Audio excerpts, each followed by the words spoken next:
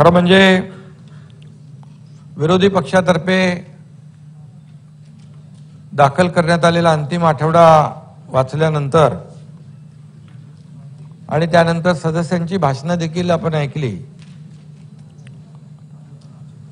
आणि प्रस्तावातील मसुदा देखील आपण पाहिला। पण खरं म्हणजे यामध्ये प्रकर्षाने ज्या गोष्टी जाणवल्या, खरं म्हणजे हा प्रस्ताव दाखल करताना मी एवढंच म्हणेन की विरोधी पक्ष अतिशय गोंधळलेल्या अवस्थेमध्ये आहे। मी पहिल्या दिवशी देखील म्हणालो होतो, पहिल्या दिवशी देखील तुमची चहावर बहिष्कारच्या वेळेस ते पत्र आलं होतं, तेव्हाही वाचलं की आपला अवसान गळाले का काय, तो अवसान गळालं तेव्हाच म्हणालो मी। पण ते आज या पूर्ण अधिवेशनामध्ये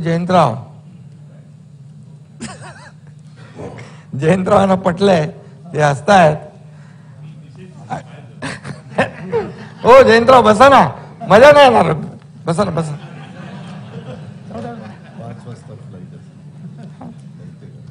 कदाचित वरिष्ठ नेते दिल्लीत लोकसभेच्या जागा वाटपामध्ये व्यग्र असल्यामुळे सगळेच जण महाविकास आघाडीचे नाही एनडीए आघाडीचे, आणि त्यामुळे योग्य दिशा मिळाली नसेल आणि शिवाय दिशा प्रकरणामध्ये काही लोकांनी इथे सदस्यांनी मतं मांडल्यामुळे आधीच दिशाहीन झालेल्या विरोधी पक्षाचं गलबत आणखीनच भरकटलेलं दिसलं।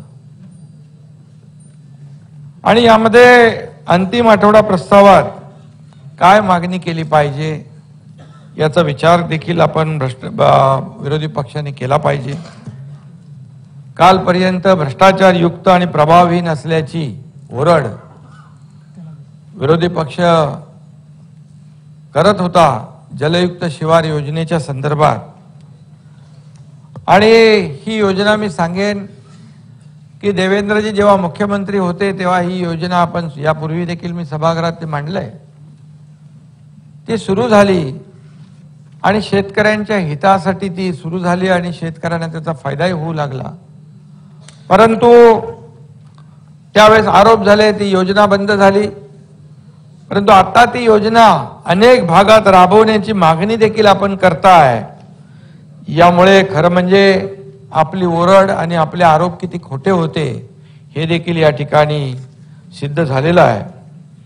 तसेच या प्रभावी असलेल्या योजनेमध्ये या योजनेला 2.5 वर्ष भासणात गुंडाळून विजयराव महाराष्ट्रातल्या लाखो शेतकऱ्यांच्या त्यांचं नुकसान करण्याचं, त्यांच्या जीवाशी खेळण्याचा जो काही प्रकार महाविकास आघाडी सरकारने केला आहे, त्यामुळे महाविकास आघाडी म्हणायचं की आणखी काय म्हणायचं असा प्रश्न या ठिकाणी पडला। शेवटी या राज्यातल्या प्रत्येक माणसाचा विकास साधण्याचं काम सरकारने करायचं असतं।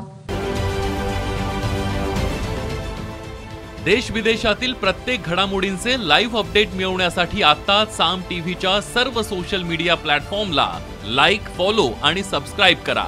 तसंच सर्व नोटिफिकेशनसाठी बेल आयकॉन प्रेस करायला विसरू नका।